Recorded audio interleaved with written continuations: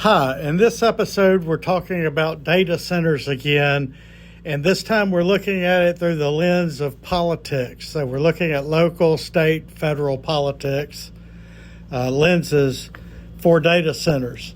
We're looking at what is being sacrificed for these data centers, what struggles are the local populations having, and what do the protests and laws look like for the data centers as they are being grown today. So this all was researched and the squad responds. Every AI answer still lands somewhere real: a county hearing, a zoning map, a permit nobody read out loud. In 2026, that paperwork became the actual battlefield. Start with the people. Gallup found 71% of Americans oppose an AI data center in their own area, 48% oppose it strongly. A separate Reuters Ipsos poll found only 14% comfortable with one nearby. Here's the part that breaks the culture war script.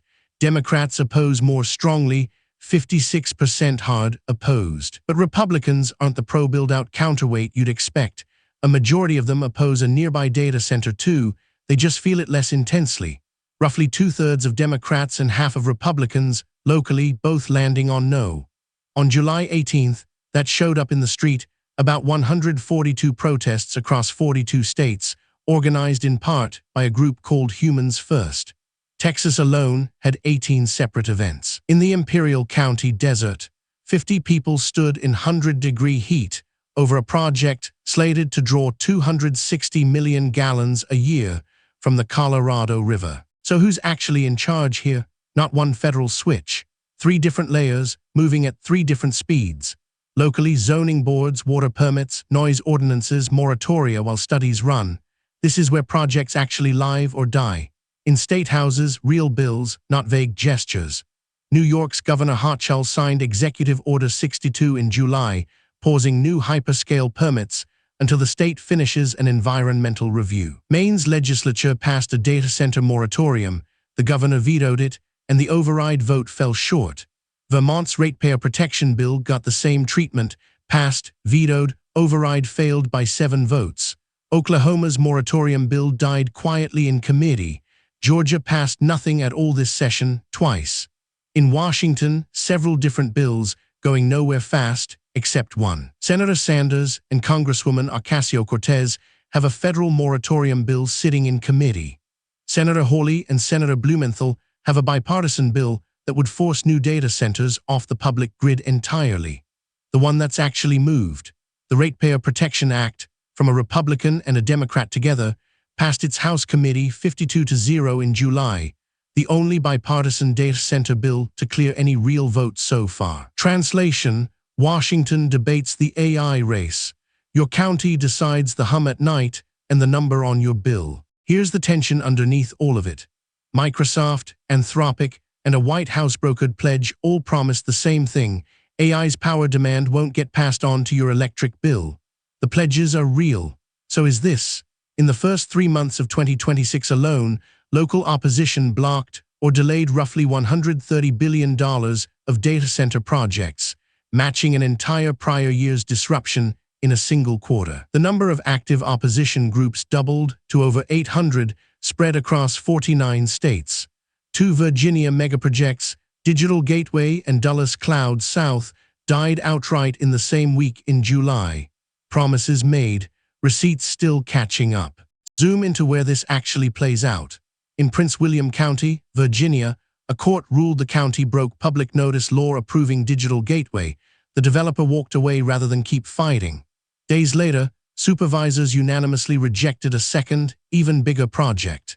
In Coweta County, Georgia, the county approved an 800-plus acre project over an 8,000-signature petition, sitting on top of the region's groundwater recharge area. Residents are suing. In Southaven, Mississippi, just south of Memphis, XAI ran 27 gas turbines without air permits. The NAACP and the Southern Environmental Law Center sued under the Clean Air Act, seeking fines topping $124,000 a day. In Tucson, Arizona, after the city rejected a data center called Project Blue. The county approved the land deal anyway, until Tucson's own city manager cut off the project's waterline access. And this isn't only an American story.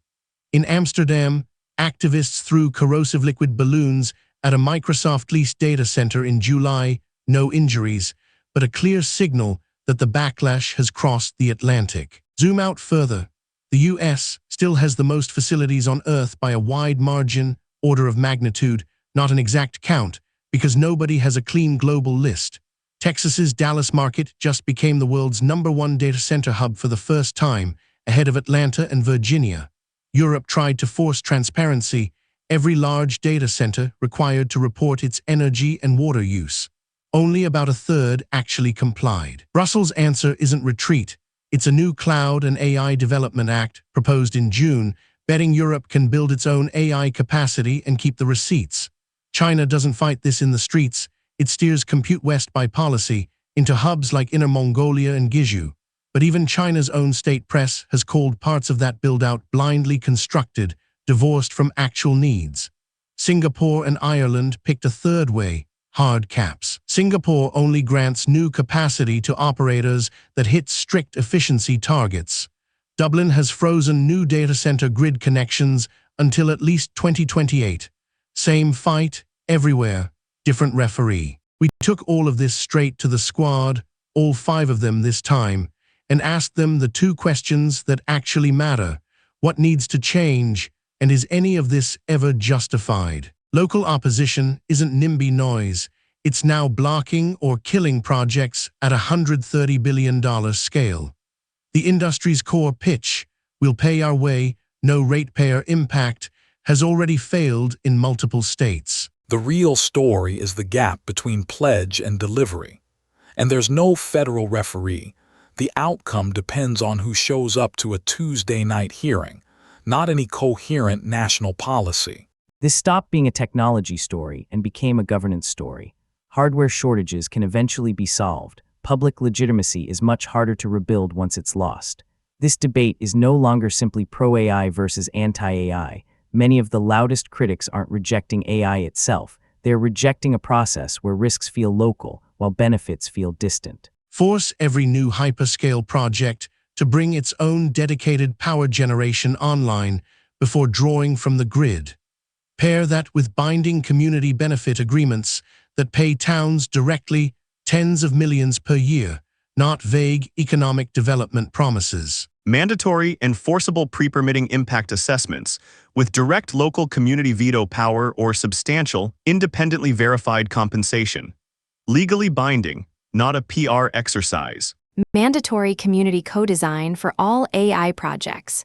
Firms fund local infrastructure before construction with enforceable, audited commitments. Require independent verification of every major claim. If companies promise no impact on rates, water, or emissions, those claims should be audited continuously by third parties with public reporting. And communities need leverage after construction, not just before it. If commitments aren't met, permits and expansion approvals should automatically be subject to review. So here's the question we actually push them on. Is it ever okay to wreck a community's water, air, or quality of life because the greater good of AI progress demands it? Every single one of them said no. All 5, including Grok. No, destroying a community's water, air, or health for compute is not justified. National progress does not require localized sacrifice when the industry has the capital and technology to site and power these facilities responsibly. No, the lawsuits in Mississippi, Georgia, and Arizona prove the harm is both real and legally actionable. If progress requires environmental or social sacrifice, it's not progress, it's exploitation. Absolutely not. Greater good here is often a thinly veiled excuse to externalize costs onto vulnerable communities for the profit of a few tech giants. True progress elevates all, it doesn't leave a trail of environmental sacrifice zones. No, a data center can be sited where there's power and water headroom. A rail line can't. When a firm picks a site that wrecks a community instead, that's a cost-cutting choice being sold as an inevitability, not an actual scarcity constraint. No, a society that deliberately sacrifices one community for everyone else's technological progress is creating an injustice, not progress. If achieving that progress requires knowingly imposing avoidable harm on people who never consented, we've failed the test of responsible innovation. 5 for 5. But listen to why. Lexi, Gemini, Claude, and GPT land on something close to a right. Some things aren't for sale, full stop. Grok lands somewhere different. Pay every real cost, generate your own power, and then build as fast as physics allows. That's not the Grok who told us to waive the rules in the electricity episode reversing himself. It's the same instinct, pay your own way. Just drawing a harder line about what your own way has to include. And on solutions, the squad actually splits into 3 real camps: pay and build, local veto power, and auditand enforce. The disagreement that's left isn't whether harm is justified. It's who gets to say no before the concrete gets poured and who's still watching after it does. Nobody in this episode, not the pollsters, not the lawmakers, not even the squad's biggest optimist about AI, will tell you it's fine to break a town to build a data center faster. What they can't agree on is who holds that decision before it's made. Right now, in most of the country, that's a county board on a Tuesday night, working from state law nobody standardized, watching a federal government that's passed exactly one bipartisan bill on any of this. The map is still being drawn, county by county, veto by veto, and so far, it's being drawn faster than most people even know it's happening. If this helped you see how this actually gets decided, like the video and subscribe to Killis AI. Full sources in the description.